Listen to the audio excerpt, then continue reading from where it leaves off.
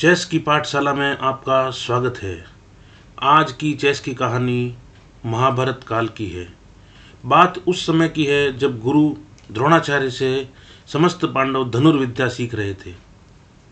महारथी अर्जुन पूरी दुनिया का सर्वश्रेष्ठ धनुर्धर बनना चाहता था, लेकिन वह रोज देखता था कि गुरुदेव द्रोणाचार्य अश्वत्थामा को सुबह जल्दी बुलाते और सबसे अंत तक धनुर्विद्या सिखाते रहते थे। अर्जुन यह बात अपने गुरुदेव से पूछ नहीं पाया कि वो अश्वत्थामा को ज़्यादा क्यों सिखाते हैं, और समझ भी नहीं पाया। एक दिन सायंकाल को भोजन के समय महाबली भीम को अत्यधिक भूख लगी थी। महाबली भीम ने कहा कि दीपक की रोशनी भी बाद में करना, पहले उसे भोजन परोस दिया जावे। अर्जुन ने भीम से कहा कि पहले दीपक और मशाल की पर्याप्त रोशनी हो जाने दो, फिर आराम से और सही तरीके से भोजन कर पाओगे। भीम ने अर्जुन से कहा कि भोजन करने में उसका इतना अधिक अभ्यास है कि उसके हाथ से कभी कोई गलती हो ही नहीं सकती। भोजन अंधेरे में भी सीधे उसके मुंह में ही जाएगा। इसी समय अर्जुन को ज्ञान प्राप्त हो गया कि दुनिया का सर्वश्रेष्ठ धनुर्धर बनने के लिए उसे धनुर्विद्या का सर्वश्रेष्ठ तरीका यानी अभ्यास करना ही होगा और अत्यधिक अभ्यास करना होगा, ताकि उससे कोई प्रकार की गलती ना हो सके, और इसी अभ्यास से वह सर्वश्रेष्ठ धनुर्धर बना। तो बच्चों, ठीक इसी प्रकार शतरंज में भी किसी दार्शनिक ने कहा है कि यदि कोई 10,000 घंटे का सही पाठ्यक्रम के साथ शतरंज का अभ्यास कर लेवे तो उसे विश्व विजेता बनने से कोई रोक नहीं सकता। आइए आज हम शतरंज की ओपनिंग की चालें समझें और वे गलतियां भी समझें जो ओपनिंग में आम तौर पर बच्चे लोग किया करते हैं। इन्हें ध्यान से सुनें, समझें और नोट करें। पहला नियम है सेंटर पर कब्जा।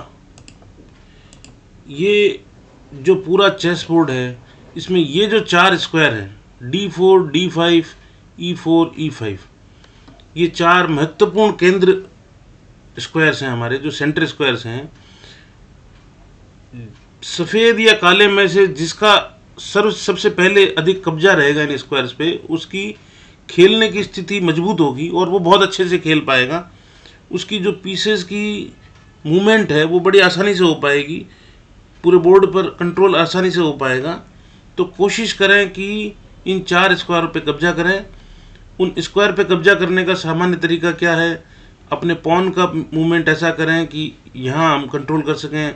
माइनर पीस हमारे इसमें होते हैं बिशप और नाइट, इनका डेवलपमेंट इस प्रकार से करें कि वो सेंटर पे कंट्रोल कर सकें। जैसे हमने ये E4 का मूव कर सकते हैं, या E4 नहीं करना चाहें तो हम D4 का मूव भी कर सकते हैं। तो कोशिश करें E4 अथवा D4 का मूव करें, इससे दोनों स्क्वायर सेंटर के कंट्रोल हुए हमारे। E4 भी हुआ और D5 भी हुआ। सामने वाला भी ऐसा ही कुछ चाल चलेगा, वो भी सेंटर पे कंट्रोल करने की कोशिश करेगा। पहला नियम हमारा सेंटर पे कंट्रोल रखने की कोशिश करें, और उसके पश्चात कोशिश करें कि हमारे माइनर पीस डेवलप हो। माइनर पीस कौन से हुए? हमारा माइनर पीस नाइट है और बिशप है। तो पहले घोड़े को निकालने का प्रयास करें। घोड़े के लिए सबसे अच्छी जगह नाइट F3। यहाँ ये सेंटर पे कंट्रोल कर रहा है। 2 काम एक साथ हुए हैं, माइनर पीस का डेवलपमेंट हुआ और सेंटर पे कंट्रोल भी हुआ। ब्लैक भी कुछ ऐसा ही चाल चलेगा, नाइट C6। इसने भी क्या किया? माइनर पीस का डेवलपमेंट किया और सेंटर पे कंट्रोल किया। आप देखते जाइए, पहला नियम सेंटर पे कब्जा, दूसरा नियम माइनर पीस का डेवलपमेंट। अब माइनर पीस में हमारे पास एक बिशप भी रह गया, तो ये बिशप C4, बिशप C5। देखिए दोनों के एक तरफ के माइनर पीस निकल चुके हैं, दो पीस माइनर निकल चुके हैं, एक नाइट और एक बिशप। सफ़ेद के पास अपॉर्चुनिटी है कि वो अभी तुरंत से कैसल कर सकता है, जबकि ब्लैक को अभी नाइट F6 करने के बाद कैसल की अपॉर्चुनिटी मिलेगी।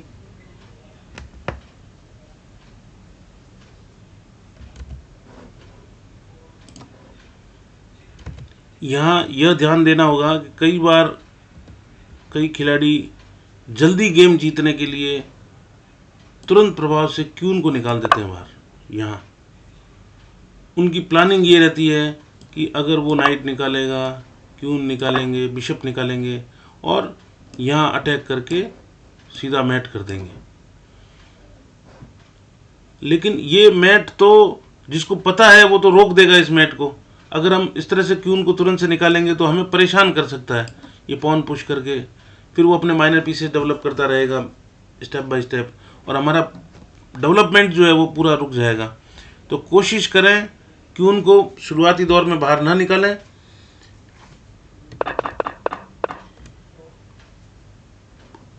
कैसलिंग तुरंत से करें, नाइट डेवलपमेंट, पॉन और कैसलिंग। इस प्रकार से आप देखेंगे दोनों ने कैसलिंग कर लिया, दोनों ने माइनर पीसेस निकाले। अभी सारे माइनर पीसेस नहीं निकले हैं लेकिन निकल सकते हैं। ये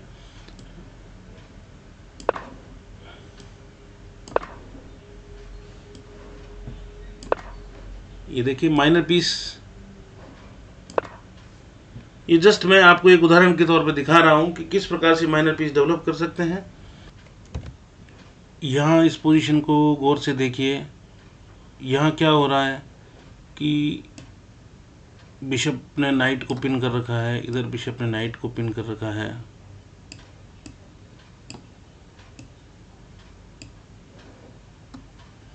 इस प्रकार से, और अगला थ्रेट ये आ रहा है कि नाइट ही आएगा और यहाँ अटैक करेगा। अब सपोज कीजिए कि ये क्यून यहाँ से हटना चाहे तो आसानी से हट नहीं सकता। अगर वो रुक को डबल करने के लिए कि भी रुक नीचे ताकतवर हो जाएंगे, कनेक्टेड रुक पावरफुल होते हैं, तो ये हटना कोशिश करेंगे तो ये कैप्चर कर सकते हैं और स्ट्रक्चर बिगाड़ सकते हैं।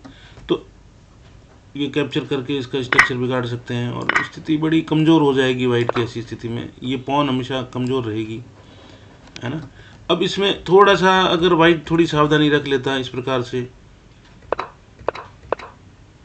ये जिस समय बिशप G5 रखा उससे पहले इसको रोका जा सकता था ताकि ये बिशप यहाँ ना आ सके और पिन ना कर सके। ऐसा करके भी कर सकते थे, ये भी ब्लॉक करता, गेम इस प्रकार से आगे चल सकता था।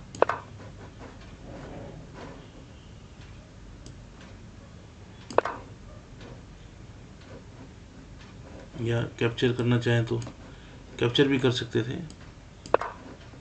ये रुक किंग को एक स्क्वायर ऊपर लिया।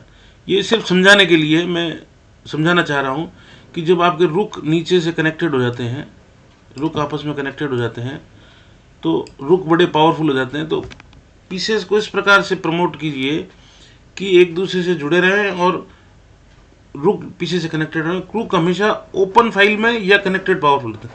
अभी रुक को, ये ओपन फाइल नहीं है रुक के पास में। रुक के पास जब ओपन फाइल होगा तो बहुत पावरफुल होगा वो। आगे हम जब डिटेल में ओपनिंग के बारे में स्टडी करेंगे तो उसमें हम आपको दिखाएंगे कौन सी ओपनिंग में क्या रहता है।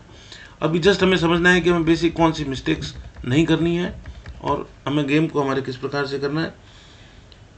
तो हमने पहला हमारा देखा कि सेंटर पे कब्जा करना है, छोटे मोहरों को पहले निकालना है, माइनर पीसेस डेवलपमेंट करना है, घोड़े पहले निकालें, ऊँट बाद में निकालें, वजीर को निकालने में बहुत ज़्यादा जल्दबाजी ना करें, कैसलिंग करें समय पे, एक ही मोहरे को बार बार ना चलाएं। हम लोग एक ही बार मोहरे को बार बार घुमाने से बाकी मोहरे अंदर ही रह जाते हैं। हर चाल में हमें एक नया मोहरा निकालना है, फालतू प्यादे नहीं चलाने। कई बार देखने में क्या आता है कि जस्ट पॉन का मूवमेंट कर दिया, इधर से भी पॉन का मूवमेंट कर दिया। ये जो पॉन्स इस तरह के मूवमेंट रहते हैं या ये अननेसेसरी पॉन का मूवमेंट जो है वो आपकी पॉन को कमज़ोर कर देता है। तो कोशिश करें कि अननेसेसरी पॉन का मूवमेंट ना करें। और मोहरे जीतने के लिए, कभी कभी मोहरे जीतने के लालच में हम एक पैदल मारने के चक्कर में हम सोचते हैं कि हम पोजीशन खोल देंगे। जैसे एक प्रकार की एक ये ओपनिंग है। इस प्रकार से कई बार क्या होता है कि ये एक इस प्रकार की ओपनिंग जो होती है, इसमें कई बार देखने में आता है कि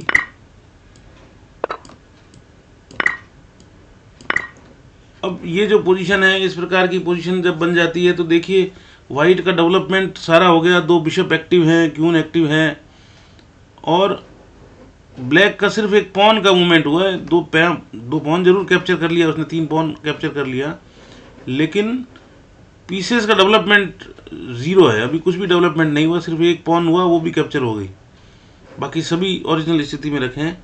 तो ब्लैक के लिए थोड़ी असुविधा हो सकती है खेलने में आगे, और वाइट अटैकिंग खेल सकता है इस प्रकार की पोजीशन में।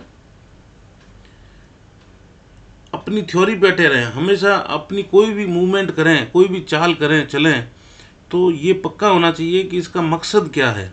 वो मकसद निर्धारित करने के बाद ही चलें। और एक चीज़ हमेशा ध्यान रखें कि जब आपका सेंटर, कोशिश करें कि सेंटर खुला ना हो। सेंटर खोलने की कोशिश तब तक ना करें जब तक कि राजा की कैसलिंग ना हो जाए। राजा आपने कैसल कर लिया आपने, उसके बाद ही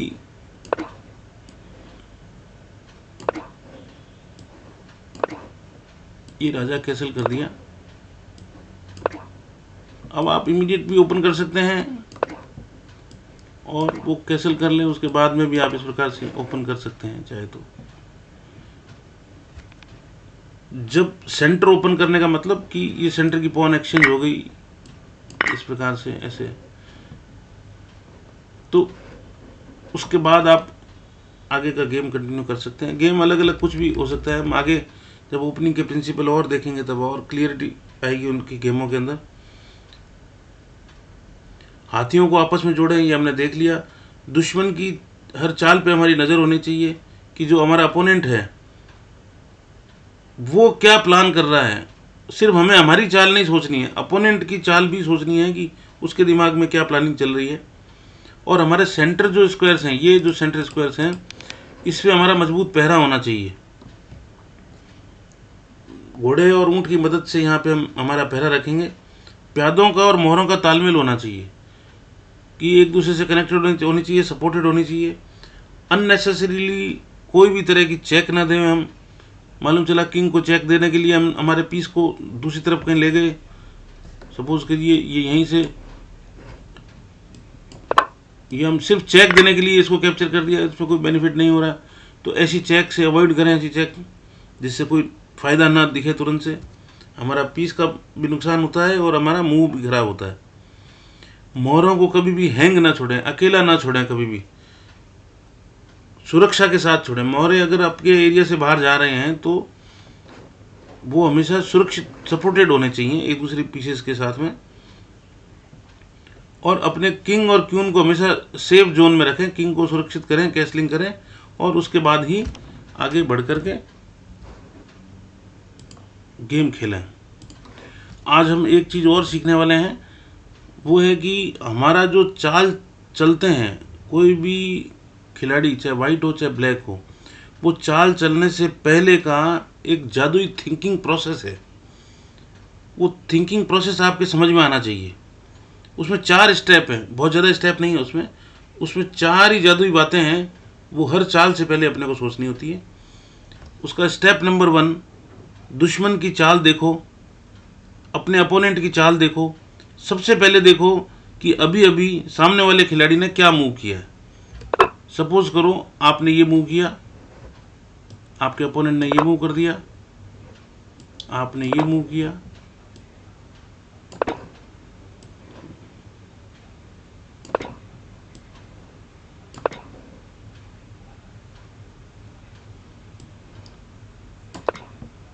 अब ये मूव कर दिया।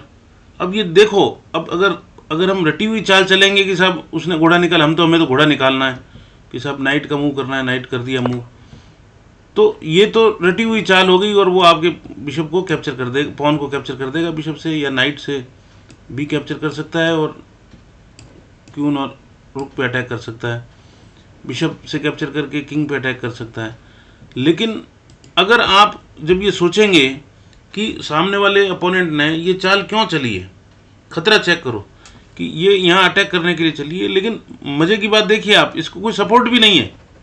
मैंने शुरुआत में भी थोड़ी देर पहले बताया था कि कोई भी हैंगिंग पीस नहीं छोड़ेंगे, तो ये बिना सपोर्ट के चल दिए हैं घोड़े हमारे इस पर अटैक करने के लिए। तो अगर आप जब देखेंगे कि क्यों चल रहा है और कैप्चर हो रहा है, तो सीधा ही इसको कैप्चर भी कर सकते हैं। ये तभी हो पाएगा जब आप उसके मुंह को अच्छे से देखेंगे कि उसने क्यों चला है, और वो उसको रोक सकते हैं या नहीं रोक सकते हैं हम। तो इस प्रकार से अपन रोक सकते हैं। तीसरा कि पहला हो गया, अपोनेंट की चाल देखनी है अपने को कि उसने क्या मूव किया है, उससे खतरा चेक करना है। अगर हमला किया है तो उससे बचने का तरीका देखना है कि उसका अटैक है तो उससे कैसे बच सकते हैं। और अगर सब कुछ सेफ है तो ये देखना है कि आगे कैसे बढ़ना है और सेंटर पे कैसे कब्जा करना है। जब सब कुछ सेफ दिखे तो एक ही चीज़ कि हमारा स्पेस एडवांटेज होना चाहिए, हमारे पास स्पेस धीरे धीरे बढ़ता जाए, हमारा स्पेस बढ़ता जाए, और सेंटर के ये जो 4 स्क्वायर्स हैं इन पे हमारा कंट्रोल बढ़ता चला जाए। ये हर मूव के बाद अपना थोड़ा मजबूत हो जाना चाहिए कंट्रोल। और चौथा और आखिरी स्टेप इसमें यह है कि जब दिमाग में पक्का हो जाए कि कौन सी चाल चलनी है, तो बोर्ड पर हाथ रखने से पहले आखिरी बार देख लो कि क्या इस चाल से मेरा कोई दूसरा मोहरा कमज़ोर तो नहीं हो रहा। और जब सब तरफ से हरी झंडी मिल जाए तब मोहरे को आराम से छुओ और अब बेहतरीन अपना मूव कर दीजिए। तब आप बहुत बेहतरीन शतरंज खेल पाएंगे और शतरंज के नियमों का भी ध्यान कर पाएंगे सभी। आज का हमारा ये शॉर्ट का जो ट्रेनिंग का वीडियो है वो मैं इतना ही रखूँगा। आपको वीडियो पसंद आवे तो अपने सभी मित्रों और साथियों को शेयर कर सकते हैं, और बोर्ड पर अभ्यास अवश्य करते रहिए। बिना बोर्ड पर अभ्यास किए शतरंज में सीखना बहुत मुश्किल है। नियमित अभ्यास से ही आप अपनी जीत का रास्ता तय कर सकते हैं। धन्यवाद।